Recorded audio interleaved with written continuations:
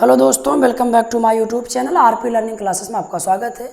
आज का हमारा टॉपिक होगा एसिड बेस एवं साल्ट। क्लास 10th का चैप्टर नंबर 2 है अम्ल, क्षार एवं लवण। इनकी हम परिभाषा को ध्यान से देखते हैं। पार्ट 1 में इनकी हम परिभाषा को कवर करेंगे, सेकेंड पार्ट में पूरे चैप्टर को हम कवर कर लेंगे। ध्यान से देखिएगा, चैप्टर नंबर 2 में फर्स्ट परिभाषा हमारी अम्ल। अम्ल की परिभाषा होती है ऐसे पदार्थ जो स्वाद में खट्टे तथा जो अपने जलीय विलयन में H+ आयन देते हैं अम्ल कहलाते हैं। अम्ल की परिभाषा आप एक लाइन में याद कर लीजिएगा। ऐसे पदार्थ जो स्वाद में खट्टे होते हैं, इनके व्यवहारिक रूप में जितने स्वाद में खट्टे होंगे तथा इनके जलीय विलयन में H+ आयन देते हैं, उन्हें अम्ल कहलाते हैं। जैसे एग्जाम्पल इनका बनता है सल्फ्यूरिक अम्ल H2SO4, नाइट्रिक अम्ल HNO3, एसिटिक अम्ल CH3 COOH, हाइड्रोक्लोरिक अम्ल HCl। ये सारे टॉपिक अम्ल के एग्जाम्पल हैं। व्यवहारिक एग्जाम्पल की अगर इनकी बात की जाए, जितने भी स्वाद में खट्टे होंगे, चाहे वो नींबू होगा, आम होगा, जो कुछ सब स्वाद में खट्टे होंगे सब अम्ल का रूप होता है। तथा इनकी आर्हेनियस के अनुसार की परिभाषा होती है जो अपने जलीय विलयन में H+ आयन देते हैं। जैसे पहला एग्जाम्पल है H2SO4। जब ये टूटेगा H++ SO4 में, इस पर आवेश होता है 2-। दूसरा एग्जाम्पल है नाइट्रिक अम्ल HNO3। ये जब टूटेगा H+ में प्लस नाइट्रेट के माइनस में। एक एग्जाम्पल है CH3COOH। ये टूटेगा CH3CO- प्लस में H+। एक एग्जाम्पल है HCl।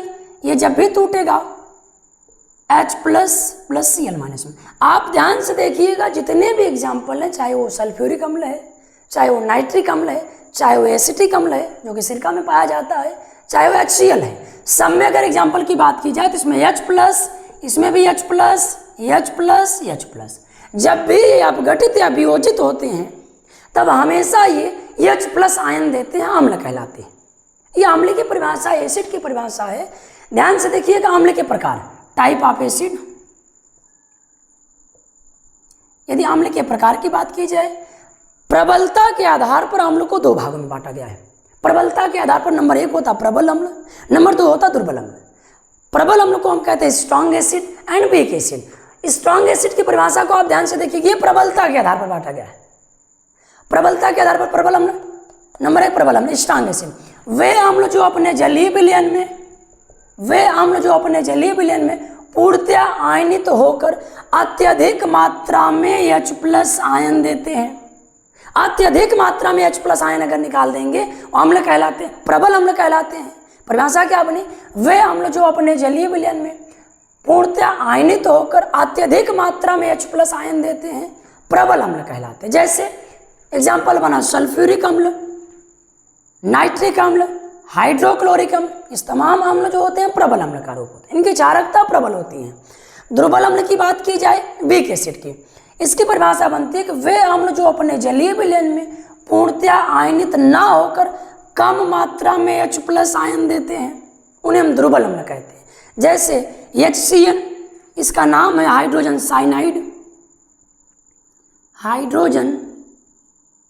साइनाइड। फिर लिखा गया है CH3COOH। इसे कहा जाता है भैया एसिटिक अम्ल। HCOOH का फार्मूला होता है फार्मिक अम्ल। ये होता है भैया फार्मिक अम्ल। अर्थात आप ध्यान से देखिएगा, दुर्बल अम्ल की सबसे मेन इंपॉर्टेंट टॉपिक आप ध्यान से देखिएगा, इसमें कार्बन की अगर लेयर पाए जाए, कार्बन की अगर कोई भी मात्रा अगर कार्बन तत्व पाया जाता है तो माना जाता है कि वो अपने आप में अम्ल कौन सा होगा? दुर्बल अम्ल होता है। उनकी प्रबलता को धीरे धीरे घटा देता है। अच्छा, अम्ल हमेशा ये नीले लिटमस पेपर को लाल करता है। ये बात भी ध्यान से देखिएगा, अम्ल की परिभाषा होती है। अम्ल नीले लिटमस पेपर को लाल कर देता है। अगर ये हमने कहा कि अम्ल के प्रकार अगर प्रबलता के आधार पर कहा जाए 2 प्रकार के होते हैं। चूंकि अगर कहा जाए इसकी सांद्रता के आधार पर 2 प्रकार के होते हैं। एक होता है भैया तनु अम्ल डिल्यूट सॉल्यूशन होता है। दूसरा होता है सांद्र अम्ल। तनु अम्ल और सांद्र अम्ल।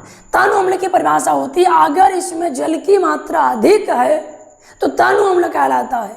अगर उसमें जल की मात्रा कम है, अगर विलयन गाढ़ा है तो आप समझ लीजिएगा सांद्र का रूप है, अगर विलयन पतला है वो जो होता है तनु होता है। कोई भी अगर सैल्यूएशन में अगर विलयन की भी बात की जाए तब भी आप समझिएगा, यदि उसमें विलेय और विलायक की मात्रा मिलने से विलयन हमेशा बनता है, क्योंकि अगर विलेय की मात्रा अगर वहाँ पर ज़्यादा हो जाती है तो वो सांद्र हो जाता है। सेम उसी प्रकार तनु और सांद्र अम्ल में कंसंट्रेशन और डिल्यूट डिल्यूट एसिड में यही सेम बात होती है। अगर विलयन में हमेशा जल की मात्रा अगर कम है तो तनु अम्ल होता है, विलयन की मात्रा अगर ज़्यादा है तो ये हमेशा होगा सांद्र अम्ल होता है। अम्ल के बाद हम दूसरी परिभाषा देखते हैं क्षार। क्षार की परिभाषा ध्यान से देखिएगा। क्षार को इंग्लिश में कहा जाता है बेस। बेस की परिभाषा लिखी गई है, क्षार वे पदार्थ हैं जो स्वाद में कड़वे, कड़वे या गैसेला अगर शब्द कहा जाए तो क्षार के रूप में माना जाएगा। अम्ल की परिभाषा में कहा गया था कि अम्ल स्वाद में खट्टे होते हैं, क्षार स्वाद में क्या होते लिखा गया है, कड़वा लिखा जाए या गैसेला लिखा जाए, बात एक ही है। वे क्षार वे पदार्थ हैं जो स्वाद में कड़वे तथा अपने जलीय विलयन में OH माइनस आयन देते हैं, क्षार कहलाते हैं। OH माइनस आयन देते हैं, क्षार कहलाते हैं। एक लाइन हमारे ध्यान से देखिएगा, ये लाइन लिखी गई OH माइनस हाइड्रॉक्सिल आयन जितने भी देते हैं अम्ल में, दोनों में डिफरेंस आप देखिएगा तो अम्ल में लिखा गया था स्वाद में खट्टे होते हैं, क्षार में लिखा गया स्वाद में कड़वे होते हैं। अम्ल की परिभाषा थी ये स्वाद में जलीय विलयन में H प्लस आयन देते हैं, ये अपने जलीय विलयन में OH माइनस आयन देते हैं। मतलब जितना भी एग्जाम्पल आएगा ये लास्ट में OH माइनस का क्रम होगा, वो सबके सब कहलाएंगे हमेशा क्षार के रूप। एग्जाम्पल से कहा गया sodium hydroxide NaOH, ammonium hydroxide NH4OH। ध्यान दीजिएगा, हमने कहा OH माइनस और सोडियम हाइड्रोक्साइड का मतलब Na। सोडियम पर आवेश क्या होता है आप समझिएगा, सोडियम 11 नंबर पे आता है, इसका परमाणु क्रमांक 11 है, 2 8 1। आउटर मोस्ट में एक इलेक्ट्रॉन होने के लिए इलेक्ट्रॉन को त्याग देता है, त्याग देने के कारण इस पर आवेश जो होगा Na पे प्लस होता है और OH पे हमेशा क्या होता है, माइनस होता है। OH माइनस आयन देते हैं, OH पर माइनस होता है। ये फार्मूला बनाया है NaOH। सोडियम जब जब OH नाम आएगा किसी भी फार्मूला में, उसका नाम अगर होता है तो हाइड्रोक्साइड, नाम बनेगा सोडियम हाइड्रोक्साइड। सेम अगला लिखा गया अमोनियम हाइड्रोक्साइड। ध्यान दीजिएगा, अगली परिभाषा हमारे क्या है, क्षार के प्रकार, टाइप ऑफ बेस। नंबर 1 लिखा गया प्रबल क्षार, स्ट्रांग बेस। वे क्षार जो अपने जलीय विलयन में पूर्णतया वियोजित होकर OH माइनस आयन देते हैं, प्रबल क्षार कहलाते हैं, जो पूर्णतया वियोजित हो जाते हैं। जैसे KOH का मतलब है पोटेशियम, OH का मतलब होता है hydroxide, potassium hydroxide. NaOH sodium hydroxide, BaOH का होल ट्वाइस बेरियम। ध्यान से देखिएगा, एक फार्मूला लिखा गया NaOH, फिर लिखा गया KOH, तीसरा फार्मूला लिखा गया BaOH का होल ट्वाइस। यहाँ पर आपको ध्यान से देखिएगा, Ba इस पर आवेश होता है 2 प्लस OH पर होता है माइनस, Ba पर 2 प्लस OH पर होता है माइनस, ये प्लस माइनस कैंसिल हो जाएगा, इसके नीचे फार्मूला बनाएगा BaOH का होल ट्वाइस। ये क्लास हम अलग से थोड़ा लेके क्लास में उसको ध्यान से देखिएगा, पूरे फार्मूला को हम ड्राइव करवा देंगे, फार्मूला को आप समझते चलिएगा। दूसरी हेडिंग है दुर्बल क्षार या स्ट्रांग बेस। वे क्षार जो जल में पूर्णतया वियोजित नहीं होते हैं, दुर्बल क्षार कहलाते हैं। थोड़ी सी परिभाषा अंतर है, इसमें कहा गया कि वे क्षार जो अपने जलीय विलयन में पूर्णतया वियोजित होकर OH माइनस आयन देते हैं, प्रबल क्षार कहलाते हैं। इसमें कहा गया कि पूर्णतया वियोजित नहीं होते हैं, दुर्बल क्षार कहलाते हैं। जैसे AlOH का होल थ्राइड, एल्यूमिनियम हाइड्रोक्साइड, इसका नाम बनेगा एल्यूमिनियम हाइड्रोक्साइड, इसका नाम बनेगा अमोनियम हाइड्रोक्साइड। एक बात ध्यान से देखिएगा, एक फार्मूला होता है NH3, इसका नाम होता है अमोनिया, और एक फार्मूला होता है NH4, इसका नाम होता है अमोनियम। ध्यान से देखिए, ये सूत्र का रूप है, क्योंकि अमोनियम ये आयन है। आयन का मतलब टाइप ऑफ 2, या तो धन आयन होगा या तो ऋण आयन होगा। जिस किसी तत्व पर अगर प्लस का आवेश है तो वह धन आयन होगा, जिस पर आवेश माइनस का हो क्या होगा, ऋण आयन होगा। अब इसका फार्मूला अगर ध्यान से देखा जाए तो एल्यूमिनियम पर 3 प्लस OH पर हमेशा माइनस, प्लस माइनस कैंसिल, 3 इसके नीचे जाएगा तो AlOH का होल तरह जिसका नाम बनेगा एल्यूमिनियम हाइड्रोक्साइड। आपको सबसे मोस्ट इंपॉर्टेंट टॉपिक ये जानना है कि एग्जाम्पल आपको याद होना चाहिए। आम्ल के एग्जाम्पल में कहा गया था H+ आयन देते हैं, जैसे H2SO4, HNO3, HCl, सब में H का रूप है। इनमें कहा जाता है हमेशा OH- होते हैं, जैसे NaOH, KOH, NH4OH, सबके अंत में OH आ रहा है। आप इस एग्जाम्पल को आपको जानना अति आवश्यक है कि अम्ल की परिभाषा और क्षार की परिभाषा दोनों में एग्जाम्पल क्या होते हैं। क्लास 10th के तमाम ऐसे यूपी बोर्ड के MCQ क्वेश्चन में प्रबल अम्ल और दुर्बल अम्ल या प्रबल क्षार दुर्बल क्षार के एग्जाम्पल 4 ऑप्शन में दिए गए होते हैं, आपको जानना होता है। ध्यान से देखिएगा, अम्ल में एक पॉइंट बताया गया था, अम्ल नीले लिटमस पेपर को लाल कर देता है, क्योंकि क्षार जो होता है ये लाल लिटमस पेपर को नीला करता है। लाल लिटमस पेपर को नीला करता है, क्षार का गुण होता है। हेडिंग देखते हैं हम सूचक। इंडिकेटर को ध्यान से देखिएगा। सूचक की परिभाषा होती है वे पदार्थ जो रंग परिवर्तन के द्वारा पदार्थ के अम्लीय, क्षारीय व लवणीय होने की सूचना देते हैं, उसे हम सूचक कहते हैं।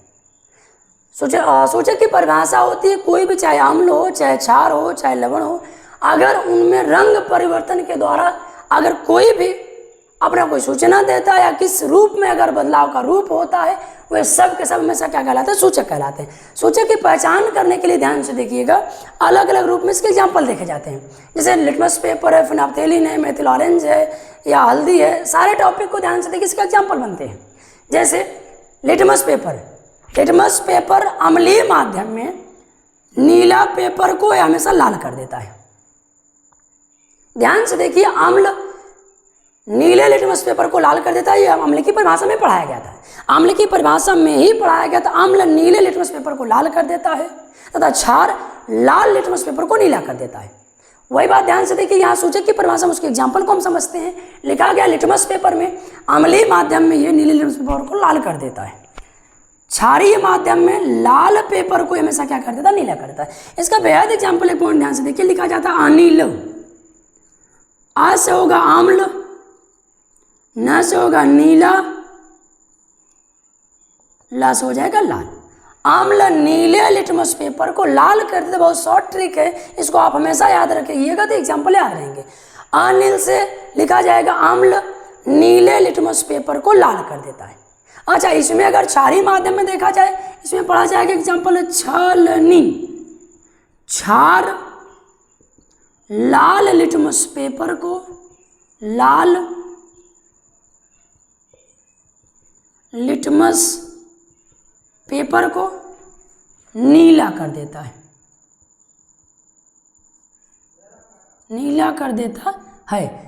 फिनाप्थेलिन की बात अगर की जाती है, अम्लीय माध्यम में फिनाप्थेलिन का जो रंग होता है ये रंगहीन होता है, कलरलेस होता है। कलरलेस में इसके अम्लीय माध्यम में इसके कलर में कोई परिवर्तन नहीं होता है तथा क्षारीय माध्यम में इसके रंग को गुलाबी कर देता है। क्षारीय माध्यम में इसका रंग जो हो जाता है गुलाबी हो जाता है। अगला एग्जाम्पल में ध्यान से देखिएगा, मेथिल ऑरेंज में ये अम्लीय माध्यम में मेथिल ऑरेंज लाल रंग कर देता है तथा क्षारीय माध्यम में इसका रंग पीला हो जाता है। ये MCQ का रूप ध्यान से देखिएगा, इसमें लिटमस पेपर में अम्लीय माध्यम में ये लाल और नीला पेपर को लाल करेगा तथा क्षारीय माध्यम में लाल पेपर को ये नीला कर देता है। सेम उसी प्रकार फिनाप्थेलिन का रंग जो होता है रंगहीन कलरलेस होता है, ये अम्लीय माध्यम में रंगहीन करता है, क्षारीय माध्यम में गुलाबी कर देता है।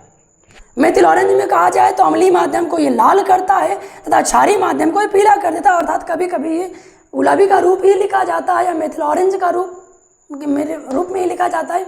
इस क्लास 10th का बेहद इंपॉर्टेंट टॉपिक है ये। हमारी अगली परिभाषा है लवण। हमने अम्लों को पढ़ा, क्षार की परिभाषा, अब अम्ल के प्रकार, क्षार के प्रकार तथा अब लवण की परिभाषा पढ़ते थे, इनके क्लासिफिकेशन को देखते हैं। अम्ल के पॉइंट को हमने पढ़ा तथा सूचक हमने हेडिंग पढ़ी, जिनमें अलग अलग एग्जाम्पल ध्यान से देखा गया। अम्ल नीले लिटमस पेपर को लाल करता है तथा क्षार लाल लिटमस पेपर को नीला करता है। हम साल्ट की तरफ चलते हैं। अम्ल तथा क्षार के परस्पर क्रिया से लवण का निर्माण होना, यह हमेशा क्या कहलाता है, लवण कहलाता है, लवण कहलाता है। अम्ल तथा क्षार के परस्पर क्रिया से लवण तथा जल का भी बनना होता है, हमेशा ये साल्ट कहलाते हैं। क्लासिफिकेशन ऑफ साल्ट, लवण के प्रकार ये मुख्यतः 6 प्रकार के होते हैं। नंबर 1 सामान्य लवण या नॉर्मल साल्ट, दूसरा होता है अम्लीय लवण या एसिडिक साल्ट। तीसरा होता है क्षारकीय लवण या basic salt. Number 4th point होता है द्विक लवण या डबल साल्ट। द्विक लवण का एग्जाम्पल होता है, जैसे फिटकरी का एग्जाम्पल होता है K2SO4 इंटू Al2SO4 का होल थ्राइस इंटू 24H2O। ये पोटास एलम जिन्हें फिटकरी कहा जाता है, बहुत बेस्ट एग्जाम्पल है इसका, पोटास एलम या जिन्हें फिटकरी कहा जाता है, ये लवण में द्विक लवण का एग्जाम्पल है। इस बात को आप ध्यान से देखिएगा।